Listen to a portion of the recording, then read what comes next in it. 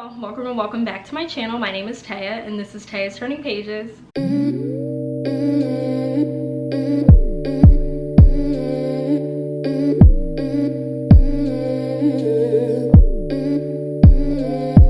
So before we get started with today's video, I did want to address the elephant in the room, and I know you guys have probably seen this shirt in like my other videos, and that's because I'm filming like 3 videos back to back to back in the same day, so please bear with me.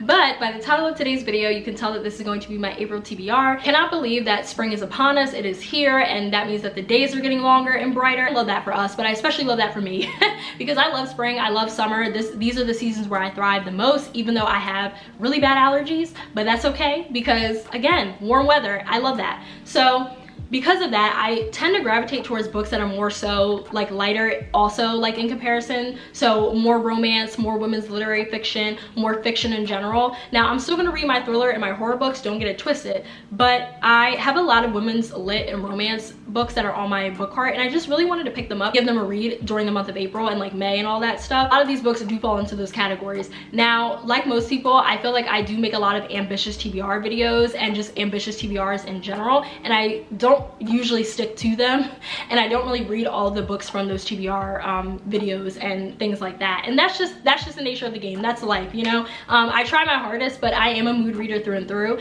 and I am one of those people that will pick up a book based off of the season sometimes too. So my reading plans and tastes are usually never structured, even though I try to make them as structured as possible. I usually always go off the rails, and that is no different this month. There will be some books that were on my March TBR that I will be taking into April, but there are going to be some books that I said I was going to read in March that are going to remain TBR bets for a little bit, because there are just so many books that are on this table right here next to me that I just really want to get to and I want to read, and again, they fall in those categories of romance and women's lit. So with all of that out of the way, let's get started. First genre I'm going to start off with is thrillers, because I really only have one in this pile, and it is The Push by Ashley Audrain. So I'm not going to keep talking about this book, you guys. I feel like I keep bringing this book up in every single video because this is a TBR vet, but just know that this is about a mother with 2 kids. One of the kids she feels a connection with, the other kid she doesn't feel a connection with, and the story takes a sinister turn. That's all I will say, because I feel like I talked about this book and the synopsis for so many videos. So if you're interested in learning a more in-depth synopsis, then definitely just look at my older videos or go on Goodreads and look at the synopsis. But I do plan on getting to this book in April. I know I've said that before, but guys, I'm so serious this time because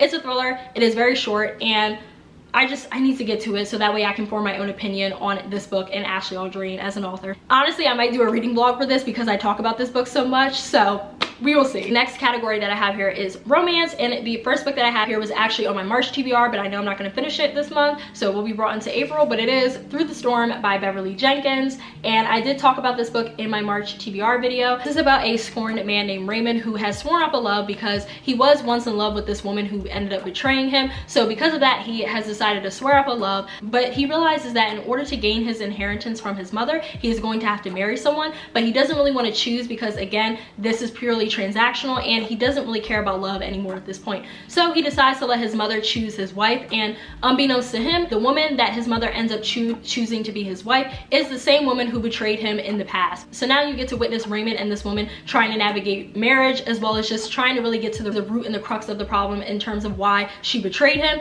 and did she really betray him, or is there something else that happened where there was a miscommunication, etc., etc., and the story takes off from there. So yeah, you guys know how I feel about historical romance, you guys know how I feel about Beverly Jenkins, and I cannot wait to read this one and get back into the world of historical romance because I have not read one this entire month, and I'm going through withdrawal, okay, because these books are really addicting and I just love them. Can't wait to be transported back into her storytelling and her world building, and also getting connected to new characters in this whole universe. Next book that I have here is Hook, Line, and Sinker by Tessa Bailey. So I actually showed this book in my book haul video, and this is the sequel to It Happened One Summer. It actually follows Piper's sister Hannah as well as Brendan's best friend named Fox, and you get to read about their love story and how it blossomed. So I cannot wait to read this one and be transported back into this rugged crab fishing world, and I also really hope that both Brendan and Piper make a cameo in this book, because I need to see what my favorites are getting up to. I need to see if Tessa Bailey included them, and again, see what life is like for them now post It Happened One Summer. So I'm really excited to read this story, and I just cannot wait to read more by Tessa Bailey anyway, because as you guys know, she is one of my favorite authors,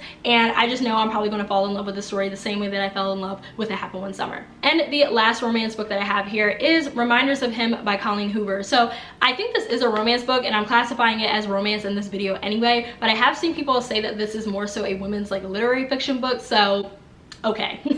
But I am going to classify this as romance for right now. But this does follow a young woman named Kenna who was recently released from prison, and now that she has been released, she is trying to reconnect with her 4-year-old daughter. But the people, and I think it's her grandparents, but the people that are taking care of Kenna's daughter do not want Kenna around. They do not want her in her daughter's life. So Kenna is trying to not only readjust to society, but she's also trying to fight to have the right to be in her daughter's life. And on the flip side of that, you have her love interest named Ledger, who is a local bar owner. And Ledger has his own past, his own demons that he is trying to face. Him and Kenna end up having this whirlwind romance, but a lot of people in their town do not want them together, or they would not like the idea of them being together.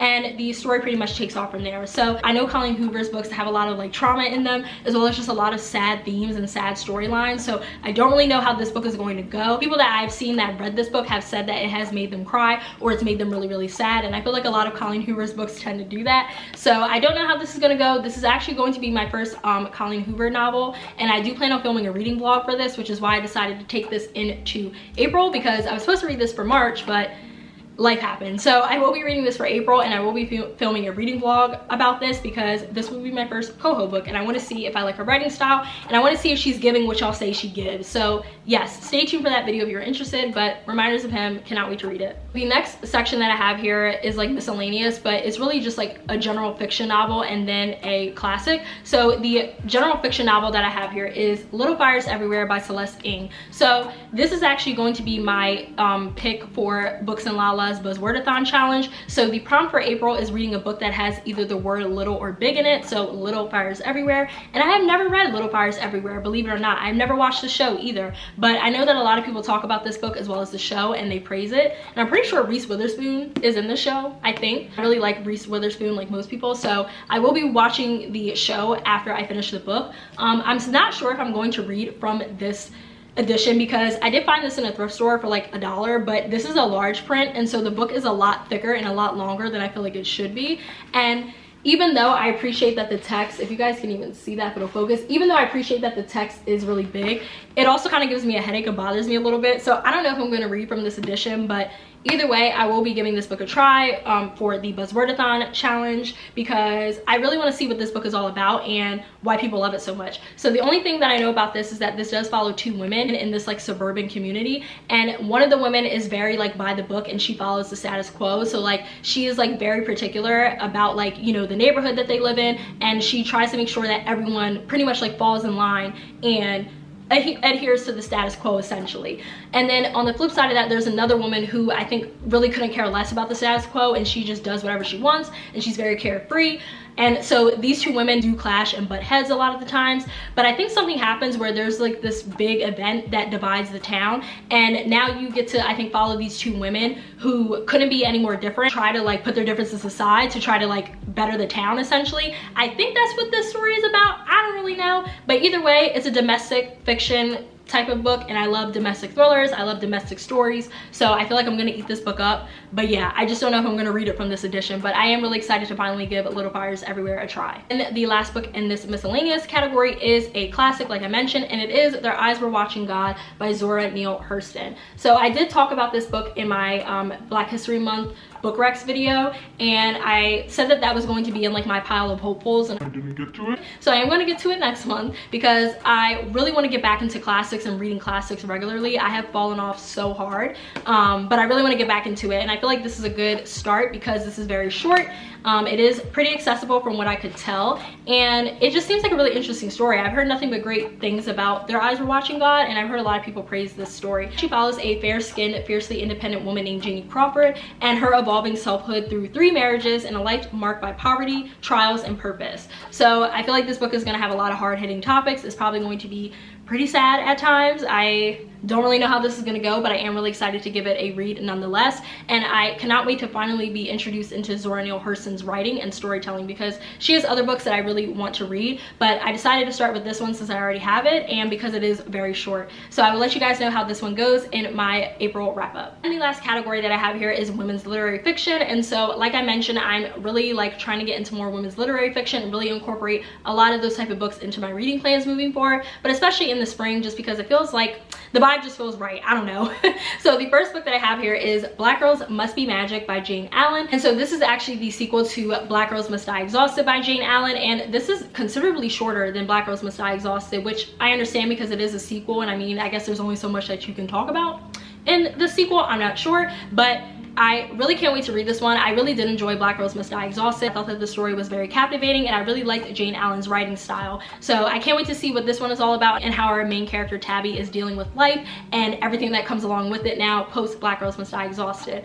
I'm not going to get into the synopsis because this is a sequel and I did read the back and it does spoil a few things that happened in the first book. So I definitely recommend picking up Black Girls Must Die Exhausted before you pick up Black Girls Must Be Magic. But I'm really excited. I said this before, but I just love the cover art of these books. Jane Allen and her illustrator just do such a great job with these covers because, like, look at this. Who is doing it? Who is doing it like them?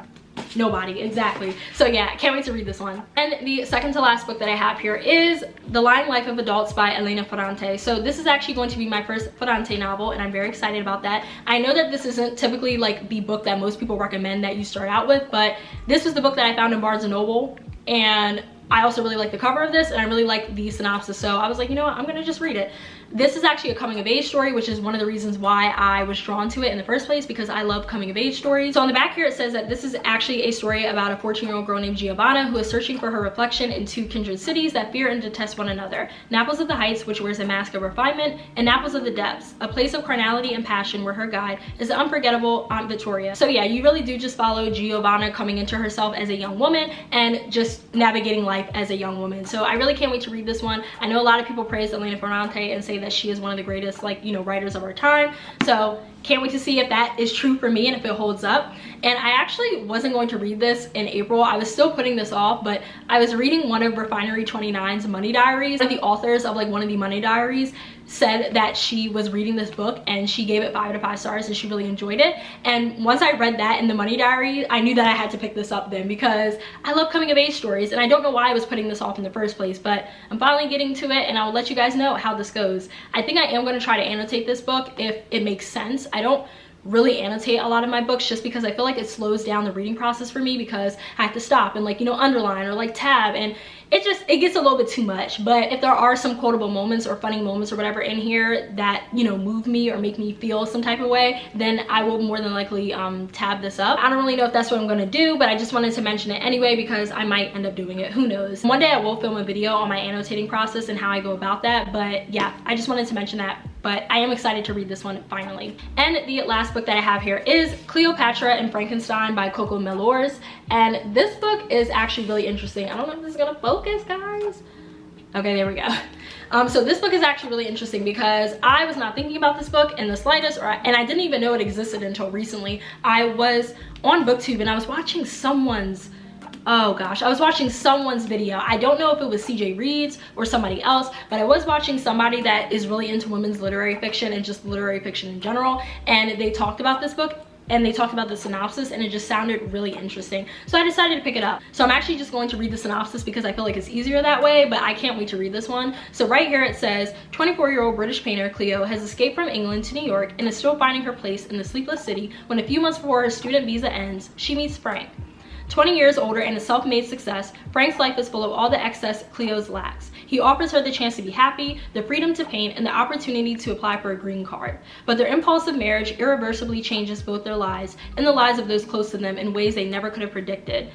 Each compulsively readable chapter explores the lives of Cleo, Frank, and an unforgettable cast of their closest friends and family as they grow up and grow older. Whether it's Cleo's best friend struggling to embrace his gender queerness in the wake of Cleo's marriage, or Frank's financially dependent sister arranging sugar daddy dates to support herself after being cut off, or Cleo and Frank themselves as they discover the trials of marriage and mental illness, each character is as absorbing and painfully relatable as the last. So yeah, this just sounds like, you know, your typical like women's literary fiction book. I feel like this is probably going to be in the same like sphere or realm as like Otessa Moshfegh's book, so like My Year of Rest and Relaxation. I feel like it's probably going to be that same type of like, you know, vibe. I don't know why I'm thinking that, but I feel like it's going to be in that same realm essentially. And in the flap here it also says that this book is for readers of modern lovers and conversations with friends. So if you're interested in Sally Rooney or, you know, any of those books, then you might want to look into this book and see if you want to pick it up. But I haven't read that book yet, and I haven't read the other book, which is called Modern Lovers. I've not read those, but this just sounded really interesting. I don't know why. And then when I read the first page, I was actually like pretty hooked. It seems like it's going to be a very interesting story. So I can't wait to see how this goes. I will definitely let you guys know my thoughts when I film my April wrap up. All right, y'all, and that is the pile of books that I'm going to pick from when it comes to my April TBR and my April reading plans. Like I mentioned, I know my TBRs and my TBR videos are very ambitious, so I'm trying to scale back a little bit, even though I didn't really do that in this video. But I really do want to get to all of these books, and some of them are priority, of course, because of either book clubs or just like, you know, reading challenges, etc. But I'm just gonna, you know, do me and just read what I want to read, essentially. Like I said, a lot of people are overly ambitious when it comes to their TBR videos and TBR in general. That's just how it goes. So I'm not gonna beat myself up about it. I like sharing books with you guys, and I like just showing you guys different books that I have found and picked up and sharing them with you guys and talking about them with you guys, because it's fun, you know, it's more fun. But also keep in mind that, like I said, I am a mood reader through and through, so I'm sure I will be picking up other books that are not on this table or in this pile. So I probably will be picking up more thrillers at some point, or just other books in general. Especially nonfiction, because there are some nonfiction books that I really need to just like read and like get through. But yeah, definitely make sure you guys like, comment, and subscribe. It really helps me and my channel out. And lastly, please make sure you follow me on Bookstagram as well as Storygraph. I will leave all of that information linked down below, as well as at the end of the video, like I always do. I will see you guys in the next video. Bye.